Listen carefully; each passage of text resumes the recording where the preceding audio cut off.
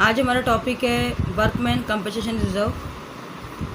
Workman compensation reserve हम कहाँ से देते हैं? ये रिजर्व हम देते हैं बाबू जब हमारा प्रॉफिट फर्म का क्या होता है, क्रिएट होता है, और इसके अंदर क्या करते हैं, हम एम्प्लॉयज़ को कंपनसेट करते हैं। इसके अंदर जो टॉपिक करवा रही हूँ मोस्ट इम्पॉर्टेंट है, थोड़ा ध्यान से देखना। First, if there is no claim against workman compensation reserve, यानी कि जब आपने वर्कमैन कंपनसेशन रिजर्व को आप वैसे भी कैपिटल अकाउंट की कहाँ करते हैं, क्रेडिट साइड में करते हैं। वर्कमैन कंपनसेशन रिजर्व के अंदर जब आपको कोई क्लेम नहीं मिलता, एंट्री बनेगी आपकी workman compensation reserve account debit to partners capital account. Partners में 2 भी हो सकते हैं, 3 भी हो सकते हैं। इसको बांटते हैं बेटा जी हमेशा ओल्ड रेशो में। Second, if the claim for workman compensation is lower than the amount of workman compensation reserve,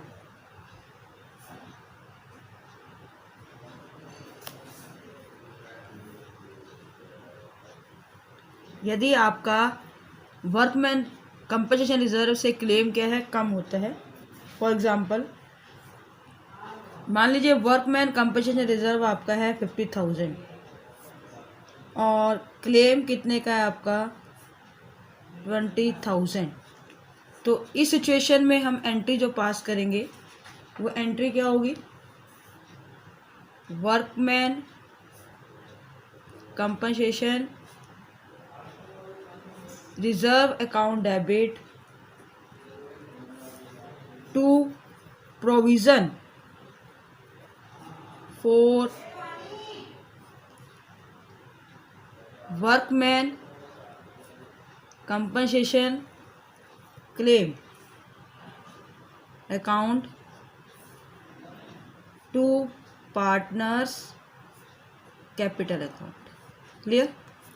workman compensation में वो 50,000, यहाँ पर 50,000 आ जाएंगे आपके। क्लेम कितने का किया था आपने 20,000 का, तो यहाँ कितने बच गए आपके पार्टनर्स कैपिटल में 30,000। यदि आपके पास 2 पार्टनर हैं तो जो आपके अमाउंट आएगा उसको आप उस रेशो में डिस्ट्रीब्यूट कर देंगे। तो यानी कि ये भी किस में बढ़ता है आपका ओल्ड रेशो में। फिर दोबारा समझो, यदि आपका क्लेम कम है वर्कमैन कंपनसेशन रिजर्व से, तो जो क्लेम होता है ये हमारी लायबिलिटीज है, इसे नीचे दिखाएंगे to provision for workman compensation claim account to partners capital account. Third case, if the claim is equal, अब आ रहा है किसके बराबर आ रहा है, वर्कमैन कंपनसेशन रिजर्व के क्या आ जाता है, यदि ये इक्वल आ जाता है उस स्थिति में क्या एंट्री होगी, workman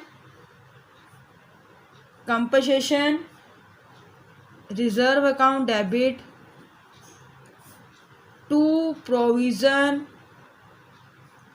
for workman compensation claim account. तो इक्वल होगा तो क्या होगा, उसके बराबर, यानी कि क्या होगा, क्लेम और वर्कमैन कंपनसेशन रिजर्व क्या होंगे, एक दूसरे के इक्वल होंगे। तो क्या एंट्री होगी, workman compensation reserve account debit to provision for workman compensation claim. Clear? Fourth case आता है, यदि आपका क्लेम इज मोर देन, किससे ज़्यादा हो जाता है, more than the workman compensation reserve. पहले वाले केस में लोअर करवाया, दूसरे वाले केस में इक्वल करवाया, अब आ रहा है ज़्यादा हो जाता है। उस स्थिति में क्या है, मान लीजिए वर्कमैन कंपनसेशन रिजर्व दिया हुआ आपको 50,000 और क्लेम दिया हुआ है आपको 60,000। अब क्या एंट्री होगी, workman compensation, reserve account debit, revaluation. यहाँ पर बेटा जी रिवैल्यूएशन का जो हम यूज़ करेंगे ये डेबिट में क्यों करेंगे, क्योंकि ये पार्टनर के द्वारा क्या हुआ, ये लॉस हुआ है।